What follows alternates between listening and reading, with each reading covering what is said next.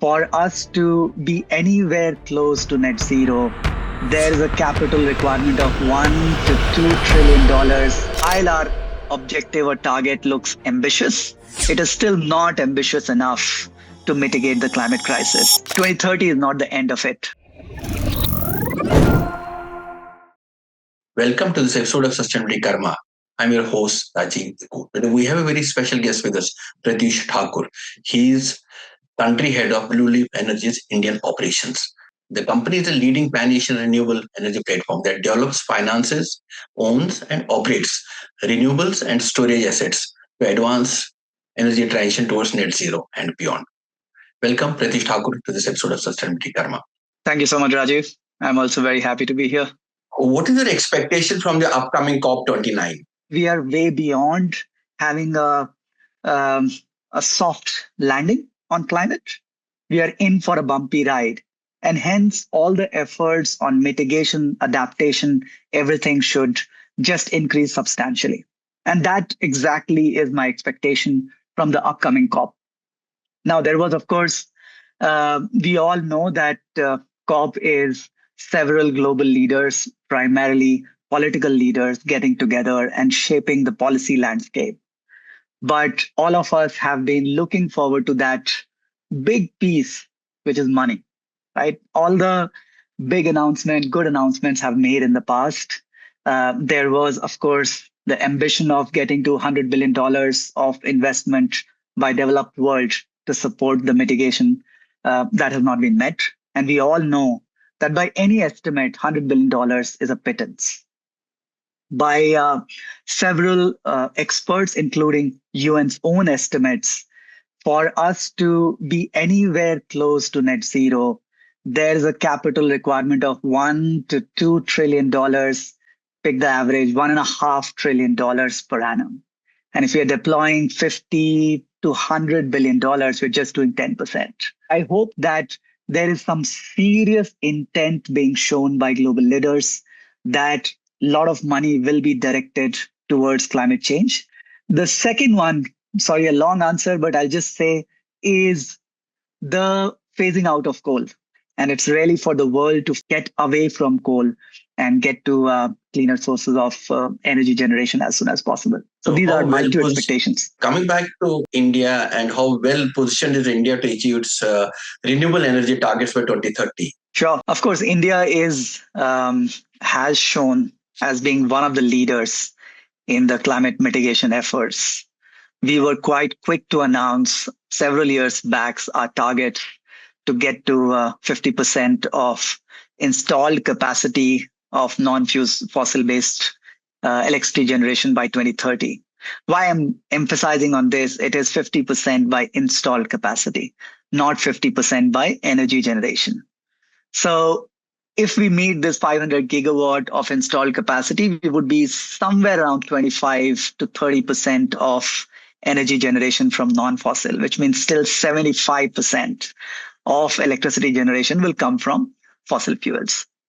So that's something to keep in mind, is that while our objective or target looks ambitious, it is still not ambitious enough to mitigate the climate crisis. But let's look at the policy targets from the government. I think there has been tremendous efforts in getting to 200 gigawatts, which we are right now. 10 years back, no one would have imagined. So I think we should give the credit where it is due, that the central leadership at least provided a target to the whole market to look at and work upon. And the whole market has responded. One of the most understated stories in this effort has been the India's transmission network development program. I think there has been great effort by Power Grid and several other private companies to build high tension transmission lines at breakneck speed, which is required for us to actually connect all these wind and solar plants, which we are going to install. That has been a great effort, which has helped us to get to 200 gigawatts so far. But it's still only 40% of where we want to be in, say, 6 years from now, and means that not only this much, but even more needs to be done on the transmission side. I think we are doing well, but I am, again, cautiously optimistic that we'll get to 500 gigawatts by end of 2030. But 2030 is not the end of it, right? We have to ultimately look at net zero and really get away from our reliance on fossil-based electricity generation. When we talk about SDG 7, which is about providing energy access sustainably to all our people, we made some progress there also, but we're still short of the target. I mean, globally, SDGs have been a big challenge. So, how do you think we can really accelerate progress there? We started off well. I think by 2022, all of our villages have been connected to electricity. So that's one job well done, that you have access to electricity. The next one is to really on quality and reliability, right? And by quality, not having power cuts. Even now, a lot of our population does get power cuts in the rural areas beyond 50%, right? So that improvement is something to work on.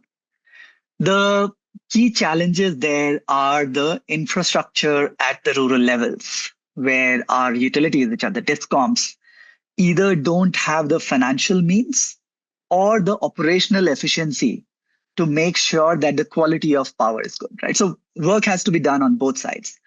Our aggregated transmission and distribution losses on an average are still beyond 15%. It's come down from the 25%, say 10, 15 years back, but 15% by global average is pretty bad.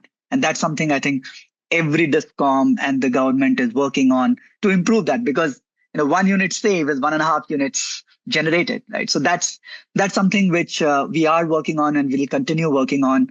The central government came with the Uday scheme and several schemes to ease the burden of financial stress on discoms. I think we'll need to continually do that, because there's no silver bullet for the discoms problem, and it needs continuous support. So once the discoms have a good financial health, they will be able to allocate resources at the lowest or the rural levels, where the revenue per unit of capital deployed is much lesser than that in the urban levels, right? But then that is required for providing the larger population with affordable and reliable energy.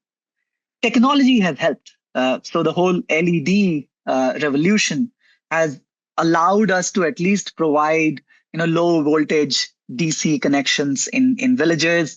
There's a lot of LED equipment which help them to get lighting, mobile charging. The basic stuff is available. But the next one is really to have that, the appliances or the ease of living, which everyone deserves, right? So that is something which we are working on. And I would say that the PM Muft Saur Bijli Yojana has been amazing. I mean, it's a great policy initiative, because in the rural areas, we don't have the problem of cities that we're living in multi-story apartments. Almost everyone or everyone with some economic level has a roof. And if they can use that roof with the support from the government to have self-sustenance on electricity, that would be amazing. And all these projects or all these units are going to be connected to the grid. So if there is surplus power, they'll also inject into the grid and provide more electricity generation. So I think a lot of work is being done. A lot more can be done, but let's at least acknowledge the good efforts. The availability of critical minerals is a big issue, and it's also a concern for India. Similarly, we have challenges in battery storage. So what kind of a role can India play really here?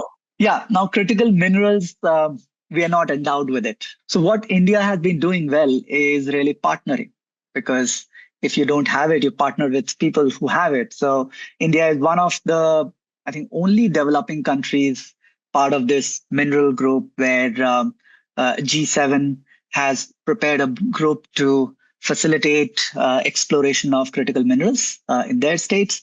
India has done partnerships with Australia, with Argentina, where new explorations are being done. So I think that's something which is quite wise to get into partnership. But at the same time, India has been a leader in battery technology, or at least deployment of batteries. If you see lead acid batteries, which were the big ones before lithium ion came in, India had been the largest manufacturer of lead acid batteries. So we have a very solid ecosystem of manufacturing batteries, of course, with a different technology. So what we could do is that we could enable our own domestic manufacturing setup on the batteries and give them the technology and the supply chain connections to help them make batteries at home. And the PLI scheme, which the government brought in for batteries as well, is an effort in that direction. What I feel is, again, partnering there with the supply chain. And maybe it's a politically incorrect statement to make, but you cannot ignore China. China processes 90% of lithium right now, if not more, right? And if you are avoiding China, then what you're doing is you're kind of going to more expensive sources of lithium, which will then not make our system more competitive.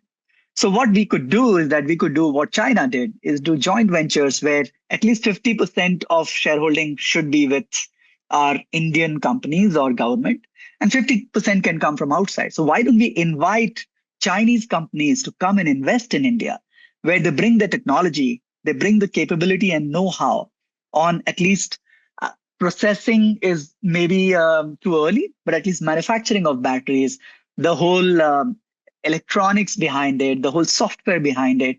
So I think we can accelerate that journey by partnering with Chinese companies and inviting them with open arms to come and do joint ventures in the country. Do we have any sense that there's some innovation happening, some breakthroughs could be coming in which could help us tide over the critical mineral kind of space we got trapped into right now? For example, we also hear about sodium batteries also. Yeah, so sodium ion is, of course, a big one, which has been talked about because every country who wants to get away from lithium feels that sodium is a much more adequate source, an abundant source, and easily available.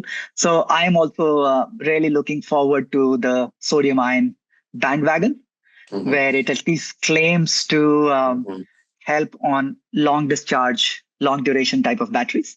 So I'm looking forward to that. We have, say, the flow batteries, which again China is leading right now, but on the long duration side, it would be required. Why I'm talking about long duration again and again is because we do have a lot of solar resources, right? And we can generate solar electricity quite cheap. What we need is a solution which can shift that power generation into the parts of the day where there is more demand, right? Because the demand also goes down during the daytime.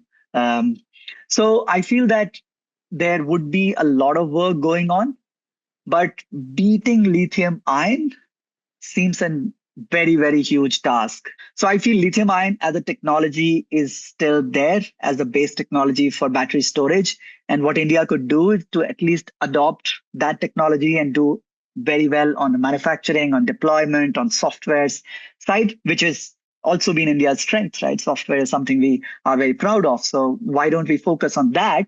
At the same time, looking at new technologies is something we should work on.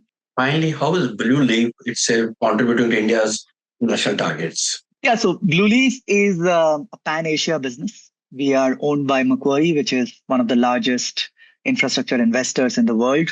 We are set up to deploy onshore renewable technologies, which are already mature, and help all the countries we are in to achieve their goals.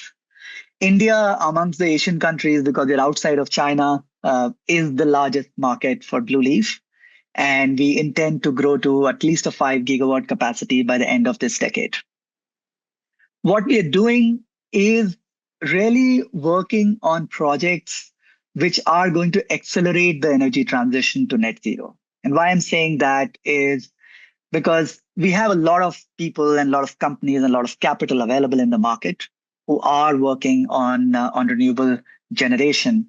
Where we are different is we are willing to take a bit more risk to make sure that newer types of transition are available. We're trying to bring innovation on the commercial side because technology is something an investor like Macquarie, at least from this fund, will not invest in technology innovations, but they are very willing to invest in business model, commercial, and project development innovations, which we are working on. So we will be working on large scale deployment with very innovative products on the market side. Yes, I think we covered quite a few things. Thanks a lot, Pratyush Thakur. It was wonderful talking to you and getting a sense of where we are really and not being too optimistic about things unless we put in more action into it. Thanks a lot for sparing time. Thank you so Thanks. much. Thank you so Thank much. you. We hope you like this program. This program is also live streamed on All India Radio and aired on community radio stations. We look forward to your feedback on our WhatsApp number 9818120554. For participation in this program, write to us at sustainability.karma@gmail.com. You may also connect with us on social media. This podcast is also available on podcast hosting sites. Looking forward to meet you again at the same time next week with a new episode and a new guest. Till then, goodbye from all of us. Sustainability Karma, a podcast series with senior journalist and editor Rajiv Tikoo on sustainable development, sustainability and ESG.